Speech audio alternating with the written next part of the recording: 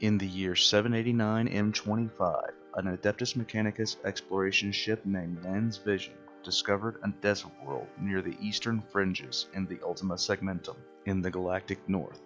Upon surveying the barren world, they discovered a primitive race of Xenos inhabiting the planet, fighting wars amongst themselves with spears and bows. There was nothing overtly remarkable about the planet, and, as with many other worlds within the eastern fringe, it was marked for colonization, while the Xenos were marked for extermination. Land's Vision moved on, continuing to catalog and survey worlds to discover any places of material worth. During its travels, word reached Land's Vision that an event swiftly becoming known as the Age of Apostasy was underway, around the same time that long-range sensorium and astrotelepathic readings discovered that the desert world they had not long ago departed was now enveloped by a warp storm.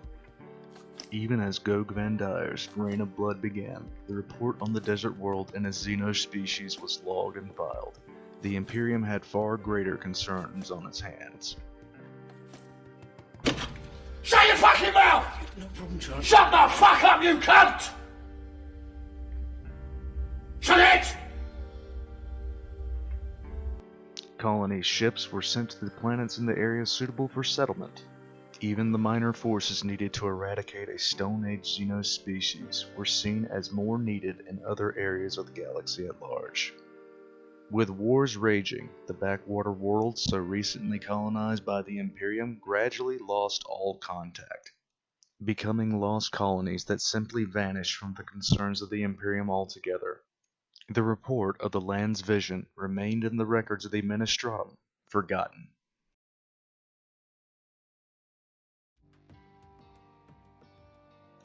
As the Age of Apostasy continued within the Imperium, the forgotten world of the Xeno species who called themselves the Tau continued to tear itself apart.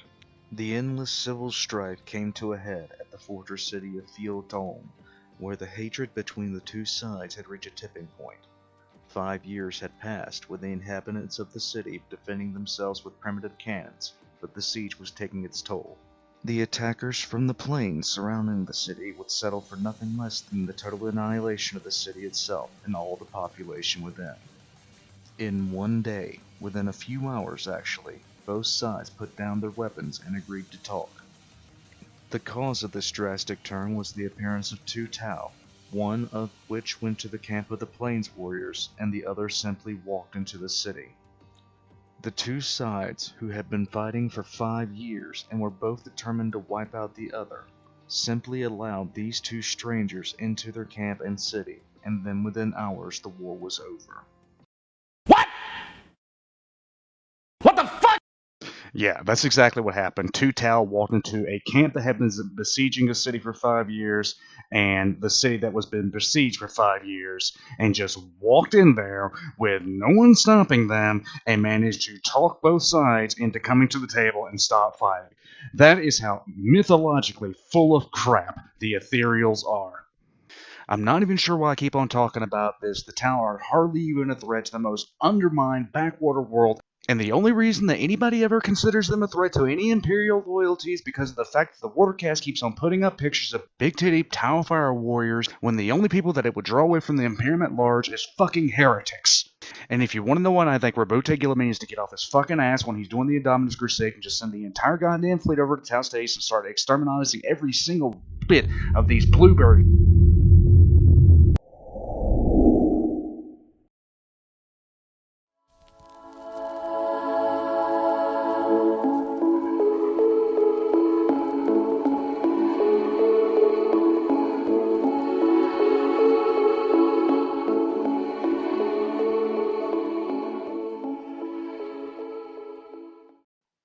These two beings were the first known appearance of the Tau subspecies known as the Ethereals. The Ethereals began appearing in more areas within Tau society, and within a few years the entire race, which had spent its history at war with itself, was finally at peace.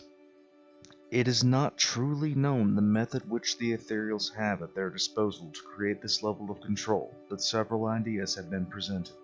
Whether it be pheromones, some low-level psychic ability, or something yet unseen, the The hold the Ethereals have on the greater Tau society is absolute. Even the mere idea of disagreeing with an Ethereal is looked on with horror, and an Ethereal could order another Tau to kill themselves and be met with instant obedience. With this control in place, they quickly spread a doctrine that is known as the Greater Good. The Greater Good is the guiding force behind the Tau's attempts to conquer the galaxy, as well as keeping its own society together. The society itself was split into 5 separate castes: Fire, the Warriors caste; Earth, the Builders caste; Water, the Merchants, Diplomats, and Administrators; Air, the caste that makes up the Navy and interstellar merchant fleets; and finally, the Ethereals themselves. Alright, give me a few seconds here.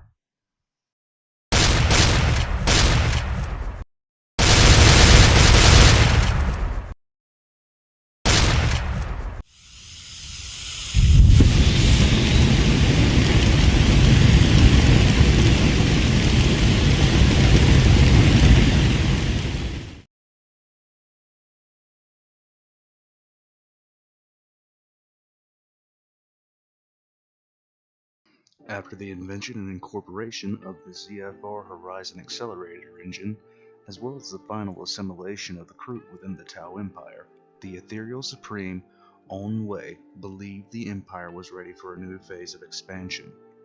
All Tau heads nodded in agreement. It was expected. The mere thought of disagreeing with the Ethereal was alien to them. From that point on, in the year 839, the Second Sphere expansion was underway. Over the course of over 1,000 years, the Tau expanded outwards, integrating several new species into their fold. On several worlds, the Tau found what appeared to be colonies containing a single species, calling themselves humanity. Members of the Water caste, the diplomats of Tau society, listened to the legends that the natives of these worlds told, finding many similarities. They claimed to be descendants of colonists from a galaxy-spanning empire of immense power. These similarities were discarded by some. After all, these worlds were backwater at best, and most of them had even forgotten what world they had originated from. Irregardless, the worlds were quickly integrated into the Tau Empire, though debate raged on how they would address this empire. Some high-ranking members of the Fire caste even opted for full-scale war of conquest against the Imperium.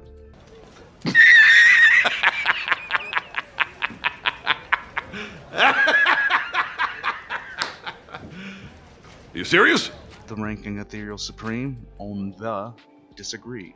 What was decided, after much deliberation, was a slow and steady subversion and integration of the Imperial colonies. It must be remembered that at this time, the most dangerous opponent the Tau had faced was the Orcs, and even then, not even a fully fledged Wall. The Tau, upon first meeting the Orcs, attempted to absorb them into their empire. This went about as well as you expected it to go, with the Tau soon thereafter deciding the greater good dictated the total eradication of the green-skinned myths. Go figure. The attitude of the Tau was one of calm superiority, believing that any faction they would meet would discover the merits of the greater good, or would simply be swept aside as easily they had the Orc tribes they had cleansed. For the Tau's sake, it was perhaps a much better fate that they decided to err on the side of caution, instead of attempting a full invasion. Otherwise, the Imperium might have taken them far more seriously at a time the Tau were not aware they could not afford the Imperium's attention. The Tau took and solidified holdings, and then looked the large expanse of empty space between the Tau Empire's borders and the Imperium. It was known as the Damocles Gulf. Their ships skipped across the warp and arrived at what they believed to be the outer edges of Imperial space. During this time, they encountered captains of fleets known as rogue traders in the Imperium, who only reinforced the legends that the colonists on the other side of the Damocles Gulf had been telling the Tau for years. Water caste delegates were soon sent out into the Imperial Timbra subsector. What followed was a delicate set of diplomatic maneuverings, first establishing contacts, then trade agreements, attempting to subvert the loyalty of high-ranking Imperial officials. The seeds of a rebellion, already had roots, being as far away as the colonies were from the Imperial center of attention. Most of these worlds received very little attention from the Imperium at all, as long as they provided their tithes. The watercasts never push, only lean gently, never applying pressure, and by 742 M41 the watercasts had firmly asserted Tau dominance in Imperial space. Multiple planetary governors were ready to declare independence from the Imperium and join the Tau Empire. Imperial citizens on these worlds were already being indoctrinated into the Tau way of life, and Tau citizens lived next to humans, coexisting peacefully, as long as the humans subscribed to the greater good. In less than 100 years, the Tau were set to expand their territory by leaps and bounds. It did not seem they would have to fire a single shot to accomplish it. Fire warriors stood ready to rush in and take hold of these worlds, confident in their approach. After all, the Tau were operating under the greater good, and surely the Imperium would see that their member worlds would be much better off serving the Tau as valued citizens, and not the forgotten backwater worlds that they currently were. A few worlds simply stood at the brink of throwing off the shackles of the Imperium, standing ready to welcome the Tau with open arms. The Tau Empire saw great strides in their borders, and took it as a sign the greater good was destined to rule the galaxy, and not only that, the Tau would bring their philosophy to the galaxy with complete ease. It is said that, when you make a profound mistake, there is a moment of clarity that roots you to the place in which you stand, a moment that shocks you to your very core. In that moment, you understand that you have erred, and you will now be made to pay for your mistake. It was at this moment that he knew. He fucked up. Reports started arriving from the watercast of a fleet of almost unimaginable power, closing in on the colonies of the Tembra subsector. One by one, the Imperial fleet went from world to world, pacifying them that had either already fallen or were on the verge of coming into the Tau Empire. Decades of painstaking work done by the watercast ended abruptly. The Imperium was extremely thorough, and within months worlds that had been on the verge of falling into the fold of the Tau were put well beyond reach. The Tau were left stunned at the brutality contained within the reports. Within days of the Imperial fleet arriving in the subsector, thousands, if not millions of Tau had been quite literally put to the sword. Within a few short months, the Imperial force had wiped out every Tau in the Tembra subsector, as well as any collaborators within the human population. Still reeling from this, the Tau learned that the Imperial fleet had left their own space, with its sights set on the Hydra sector. The Tau quickly mobilized for war. In 642 M41, almost 6,000 years after the Land's vision found the Tau fighting each other to the death, a ship of unknown origin entered the Devlin system. After a few attempts at hails went unanswered, the local defense forces quickly destroyed the ship. The Imperium now knew of a Xenos race capable of traveling among the stars, and now the ancient report was dug up, finally. After testing the DNA from the corpses of the ruined ship, the Imperium quickly discovered that the pilots and crew of the vessels were, in fact, the primitive race encountered by the Land's visions. The gears of Imperial bureaucracy began to creak and slowly move, preparing for a military action to eradicate the Xenos. This preparation was quickly spurred, by Imperial standards at least, by the detachment of the Inquisition, who quickly discovered something alarming. The technological signature of the ship destroyed in Devlin had been found all along the fringe of what was known as the Damocles Gulf, not only in ships, but in trade goods as well as technology. The Inquisition determined that the species, now known as the Tau, was the culprit. On the planet of Brimlock, Cardinal Esau Gurney quickly began whipping the subsector into a religious frenzy upon hearing of the news. In 742 M41, the Cardinal declared a crusade to cleanse the galaxy of the Tau, and the call was answered. Even being given the name of the Damocles Gulf Crusade, the force barely fit the name, consisting of a fleet anchored by only a dozen capital-class warships of the Imperial Navy and 19 regiments of Imperial Guard, and almost half of those forces came from Brimlock itself. Of substantial more note were the 9 chapters of Adeptus Astartes who sent forces to the fight, resorting in a force of around 500 Space Marines with the Iron Hand strike cruiser Fist of Light being called the flagship of the Astartes contingent. Even with this force included, the forces tasked with cleansing the Tau is without doubt one of the smallest military forces in Imperial history to ever be granted the title of Crusade. Without complaint or any further hesitation, the Imperial forces set out and quickly began pacifying worlds along the Damocles Gulf that had flared into rebellion over the last few years. The planets were swiftly brought back into order. All Xenos technology was seized and destroyed, and the Xenos found on the planet were exterminated. A special court was convened, and all that were found to be complicit in dealings with the Tau were put on trial. It is worth noting that during this trial, the judge, jury, and executioners were none other than the Crusaders themselves. Note that among the Crusaders there was a contingent of Black Templars. Given the previous statement, I don't feel like I need to specify what the fate of any who broke faith with the Imperium would have been. That is because they are absolute lunatics.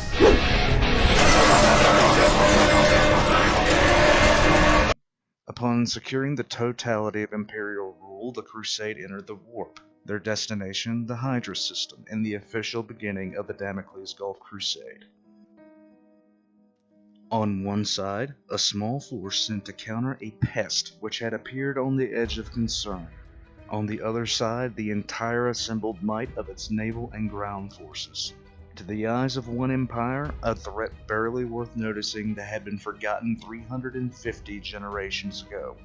To the eyes of the other, an extinction-level event beyond anything they had considered possible.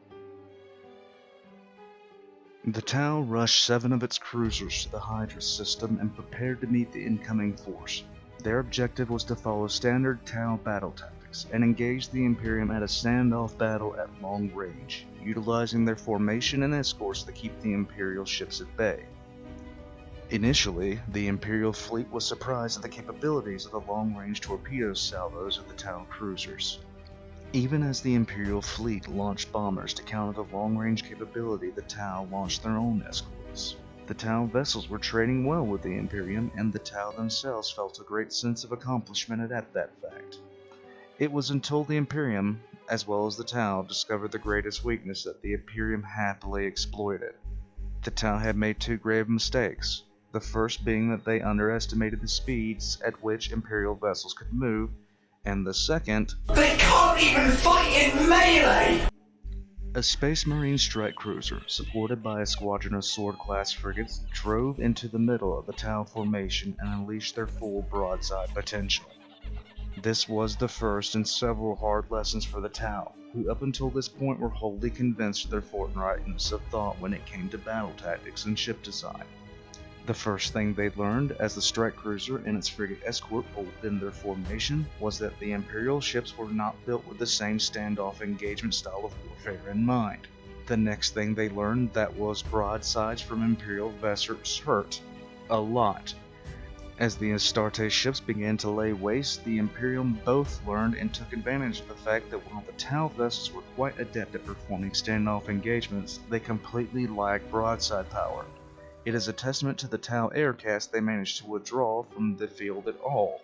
6 of the 7 Tau cruisers managed to escape, albeit heavily damaged, with the 7th cruiser being torn apart by micro-batteries and lances before its crew could abandon ship. Even as the Tau reeled from its first engagement against the Imperium, the Imperial fleet was moving on to the Psychel system. 7 million Tau lived on an agri-world within the Psychel system. And while the Imperium does like agri-worlds, they decided they would first deal with this infestation of Xenos. Captain Ruman of the Iron Hand Space Marine chapter was given overall command of the ground assault. The first step was to seize an orbital station, which would serve as the command center for the invasion. The Tau, doing anything they could to avoid another direct fleet engagement and not fully realizing what the Imperium would do, opted to evacuate important personnel not only from the station but from the planet itself. Something that the Imperials figured out within a short time themselves. The orbital station quickly fell, and just as when the Tau came to Imperial worlds and shared their culture of the greater good with the Imperial citizens, the Iron Hands came to the orbital station and shared their culture of kill it with fire with the Tau. Quickly a landing zone was established, and the 17th Grimlock Dragoons were deployed to the planet. During a disastrous first engagement, the entire 17th was put in danger of being completely wiped out after falling into an ambush at the hands of the heavily mechanized Tau fireworkers. It was being quickly discovered that the Tau, although very young in the cosmic scale, had technology that rivaled and in some cases surpassed the Imperium's altogether. The Tau's battle doctrine for war on the land proved more successful than their void combat doctrines, and as the 17th suffered heavy casualties, the Tau evacuated the more deserving citizens. Coming to the aid of the beleaguered 17th were the Space Marines of the size of the Emperor, as well as the 4th Stormtrooper Company. Rescued and reinforced, the Imperials began to close rapidly on Tau population centers. Upon news of the landing of the 9th Brimlock Fusiliers, the Tau resistance completely fell apart. A scant few shuttles left the surface, even as explosions were set off to deny the Imperium critical technology, and what remained of the Tau military fled the planet, expecting to eventually liberate its people. The Imperium, being the thoughtful empire we all know and love, decided they should alleviate the concerns of the Tau Firecaste and relieve them of the burden of liberating the civilian population. In other words, the Imperium killed them all. Why are you running? Why are you running? Even as the Tau stood in slack-jawed horror at the genocide carried out in the Psychel system, another report came in. As the Tau were being wiped out in the Psychel system, the Imperium had sent a small group of vessels to deal with the nearby Vessel system. The Tau forces in the system prepared to defend its lone inhabited planet, an ice world that held fishery colonies. The Imperium, seeing no real value to the planet, simply pulled into orbit and subjected the planet to low-level bombardment, melting the ice around the colonies and drowning the entire population, turning the ice planet temporarily into a water world. If the cleansing of the Kimbra subsector had shocked the Tau, and the genocide of Psychel had horrified them, then this latest news let the Tau know beyond any shadow of doubt exactly what sort of monster they had provoked. The Tau, who had arrogantly called for a full-scale invasion of the Imperium, now began to wonder exactly what they were thinking, even as they began drawing up plans to defend the world that the Imperium might strike next, knowing now they were in a fight for their species' survival. 5 months later, the Imperial fleet approached the planet of Prien, which was protected by another Tau orbital station. Figuring this station would fall as easily as the first they had encountered the Psychel system, the fleet's casual approach cost them. As they engaged the station, an array of heavy railguns returned fire, its first volley crippling the Imperial ship Honor of Damocles. Even as the Imperial fleet reeled in shock and broke formation, 11 Tau vessels emerged from behind the planet and engaged. As Imperial escorts attacked the station, the main fleet engaged the Tau. The Tau, to their benefit, learned well from its earlier engagement, focused their fire on the light cruiser Regent Lakashimbi, eventually causing a plasma drive overload. This time it was the Imperials who were learning a painful lesson, and even as the Tau ships took a brutal pounding, the Aircast kept their ships in the fight, even though the loss of the entire Tau fleet quickly became a foregone conclusion. As the escorts closed and began to take the orbital station apart, the Tau launched their final card to play. Imperial Auspex screamed as a Kroot war spear powered up, throwing itself at the troop transports of the Imperial Guard, causing them to scatter. Now the Tau learned a painful lesson. As the flagship of Admiral Jalake, the Blade of Woe went to full power and broke from the Tau vessels to engage the Kroot war spear. They learned that a Kroot war spear, while large, heavily armed, and impressive to look at, could not stand against a Retribution-class battleship. Quickly the war sphere was carved apart, and the last of the Tau vessels was cornered, bracketed, and destroyed. The victory was a Pyrrhic one, as it came at the cost of 4 capital ships and 14 escorts. The lax approach to the station had cost the Imperials badly, and it bought the captains of the Imperium a brand new respect for their opponents. As the Tau fleet drifted in the expanse of the void, the Imperium approached its target, the planet of Death Prime. With the Imperial fleet battered and the expected arrival of another Tau fleet, the Imperium prepared to assault the world immediately. 3 orbital stations hovered over the planet, and not wanting a repeat of the last engagements, the Imperials approached with far more caution, although the Tau had not reinforced these stations as heavily as the one above Prien. They fell easily, and the ground assault commenced almost immediately. For the first time, the full ground force of the Crusade was deployed en masse, even as the Tau planet-based aircraft attempted to contest it. Once landed, however, the Imperial Titans from the Legio Thanatos formed the armored corps of a spearhead, and the Imperium began to drive forwards towards the city of Gelbrunn. Tau resistance came in the form of long-range missile barrages, using spotters in hills and forests while using jump troops with cloaking fields to protect their spotters, meant to buy time to organize against the Imperial spearhead. Eventually, Kroot warriors, heavy jump troops, and the intelligent use of missile destroyers slowed the Imperium until a front was established, which the Tau held. The Tau's long-range firepower forced the Imperials to dig in, and their night fighting capabilities only enhanced the Tau's defensive position, the latter being negated by Astartes patrols. As Imperial losses continued to grow, more of the Tau military began to arrive on the front, and the leader of the ground forces, General Gauge, concluded that estimations of the Tau military capabilities had been wrong, and he did not have the resources to carry out a large-scale engagement that this was quickly becoming. This issue was compounded by the fears of the fleet captains in orbit, who were convinced another Tau fleet would be arriving soon, even as the Imperials barely felt as if they could protect their troop transports. This would have been negated by reinforcements, which had been promised since the beginning of the Crusade, but none had arrived, and none were en route. Taking all of this in, Inquisitor Grand of the Ordo Xeno suggested an evacuation of the world, followed by the sanction of exterminatus. The Crusade's War Council devolved into infighting between the Inquisition and the high command of both the Imperial Guard and the Astartes, who viewed the Tau as honorable adversaries. Because, let's face it, if you respect someone, stab them in the face instead of blowing them up from orbit. Am I right? While the argument was happening both on Vox and in orbit, General Grand took action.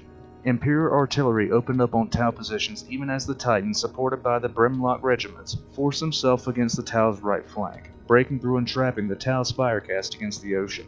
Within the first few hours of the new offensive, having caught the Tau completely off guard, the Imperial thrust entered Gelbrunn. As day turned to night, the two armies brawled in the suburbs of the city, with the Imperium coming only 5 kilometers away from encircling the entirety of the Tau's forces. Overnight, the Tau quit the city, falling back and establishing a new defensive line. Securing the city's starport, General Grand ordered a full evacuation, which the Tau allowed. Even as the Inquisition and Astartes prepared to overrule the order, an astropathic message was being relayed to the fleet. It was a message that recalled old forces to handle a new and much more aggressive threat. The space bugs of death! What? The Tyranids. The Tau did not interfere with the evacuation, and flags of truce were respected by all sides as the two sides entered treaty negotiation. The Damocles Gulf Crusade ended as the Imperial forces were allowed to withdraw, with the Firecast taking back the worlds within its borders that the Imperium had taken. Did the Imperium really win the war? Did the Tau? It's a matter of perspective. The Tau are not extinct, yet they lost billions of lives. The Imperium secured its borders, but only found itself fighting against yet another Xenos threat it could not fully commit to ridding itself of. Why, then, is the Damocles Gulf Crusade considered by many to be so drastically one-sided against the Tau? It's a matter of scale. The commitment of resources and personnel from the Imperial standpoint was almost minimal, with not even 250,000 ground forces at a time fighting in Tau space. Its fleet assets were equally small, with some planets garnering more ships in a garrison force. At the end of the war, the Guard and the Navy had suffered losses stretching into the millions, mostly from the fleet engagements and the losses of several capital ships. While this might sound painful, these losses wouldn't even cause the most soft-hearted of Administratum personnel to even bat an eye. The primary reasons for the Crusade being called off were the Tyranids, the lack of reinforcements, and the concern of a renewed Tau fleet engagement. A fleet engagement that was not going to happen. The Tau aircast had barely anything left to attack the Imperials with in the first place, having thrown the majority of their forces against the Imperials at Prayen and losing most of it. Although the aircast had a massive amount of ships, most of them were not militaristic in nature, mainly used for commercial purposes. The Firecast as well, during the withdrawal of Imperial forces from the planet, did not attack due to the risk it might provoke the Imperials to continue the fight. Propaganda from the Ethereal stated that the Tau could have blockaded the port and the Crusade itself by encircling the planet, which is laughable considering that at that point the Tau barely had any functional warships left. And surrounding a starport to attempt to besiege an army is an exercise in stupidity. What is even more telling is the reactions of the two sides to the results of the war. On the Imperial side, they found themselves against yet another warp-capable species that showed intent of taking over Imperial worlds. To the Tau, this war changed their entire view on the galaxy, radically changed their view on military readiness, and made them painfully aware that they had come within a knife edge of becoming extinct. Due to their policy of the greater good, and their near-religious need to expand their territory, it was only a matter of time before they recovered and struck out again, 250 years later, in the Third Sphere expansion. Thank you, and I hope you have enjoyed this lore video. I will catch you guys next time.